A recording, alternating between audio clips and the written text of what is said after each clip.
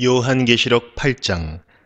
어린 양이 일곱째 봉인을 떼어내자 반시간쯤 하늘이 고요하였습니다. 그런 후 7명의 천사가 하나님 앞에 서 있는 것이 보였습니다. 그들은 하나님께로부터 7 나팔을 받았습니다. 다른 천사 하나가 제단 앞으로 나와왔습니다. 그 천사는 금 향로를 들고 있었습니다. 금 향로에 향을 가득 채워 성도들의 기도와 함께 보좌 앞에 금 제단에 내려놓았습니다. 향의 연기가 천사의 손에서 하나님께로 올라갔습니다. 이 향과 함께 성도들의 기도도 하나님 앞으로 올라갔습니다. 그 후 천사는 제단의 불을 향로에 가득 담아 땅에 던졌습니다. 그러자 천둥과 번개와 지진이 일어나며 큰 소리가 땅을 뒤덮었습니다. 드디어 7 나팔을 손에 들고 있던 7 천사가 나팔을 불 준비를 하였습니다. 첫 번째 천사가 나팔을 불자 피 섞인 우박과 불이 땅으로 쏟아졌습니다. 그러자 땅의 3분의 1이 불타고 모든 나무의 3분의 1과 풀들이 다 타버렸습니다. 두 번째 천사가 나팔을 불자 불타는 큰 산과 같은 것이 바다로 떨어져 바다의 3분의 1이 피가 되어버렸습니다. 바닷속 생물의 3분의 1이 죽고 배의 3분의 1도 파손되었습니다. 세 번째 천사가 나팔을 불자 횃불처럼 타고 있던 큰 별 하나가 하늘에서 떨어져 강의 3분의 1과 샘들을 뒤덮었습니다. 그 별의 이름은 쑥이었는데 이로 인해 물의 3분의 1이 쓰게 되어 그 쓴 물을 마신 수많은 사람들이 죽었습니다. 네 번째 천사가 나팔을 불자 해와 달과 별의 3분의 1이 충격을 받아 어두워졌습니다. 이로 말미암아 낮에 3분의 1이 빛을 잃었고 밤에 3분의 1도 그렇게 됐습니다. 내가 지켜보는 동안 독수리 한 마리가 공중으로 높이 날아가며 큰 소리로 외치는 것을 들었습니다. 재난이다, 재난이다. 세상에 사는 사람들에게 재난이 온다. 남은 세 천사가 나팔을 불 때 그 재난은 시작될 것이다. 요한계시록 9장. 다섯 번째 천사가 나팔을 불자 하늘에서 별 하나가 땅으로 떨어졌습니다.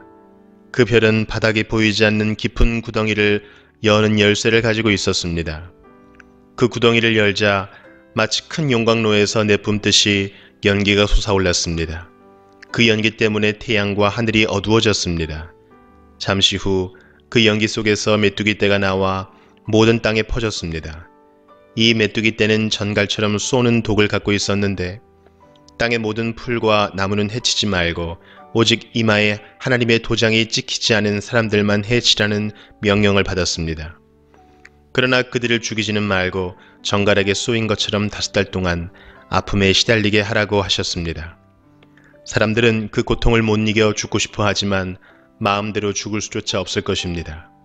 왜냐하면 죽음이 그들을 피해 멀리 달아날 것이기 때문입니다. 그 메뚜기 떼의 모양은 마치 전쟁 준비를 끝낸 말들처럼 보였습니다.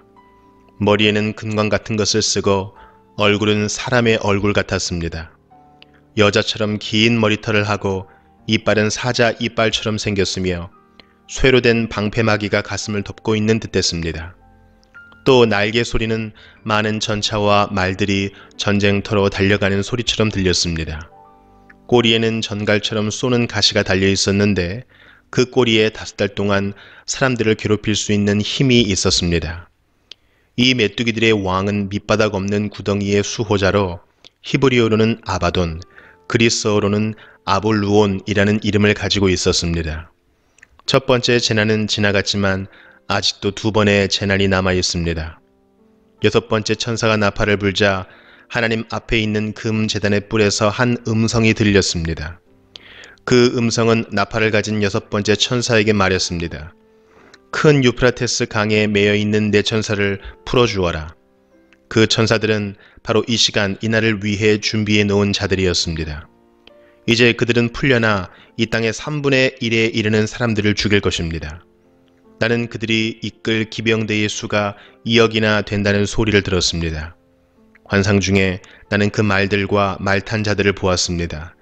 그들은 가슴에 타는 듯한 붉은빛, 푸른빛, 유황처럼 노란빛의 방패마귀를 하고 있었고 말들의 머리는 사자의 머리와 같았고 그 입에서 불과 연기와 유황이 뿜어져 나왔습니다. 이 불과 연기와 유황으로 이 땅의 3분의 1에 이르는 사람들이 죽었습니다. 또한 말들의 입뿐 아니라 꼬리에도 힘이 있어 머리 달린 뱀처럼 생긴 꼬리가 사람들을 물어 상처를 입혔습니다.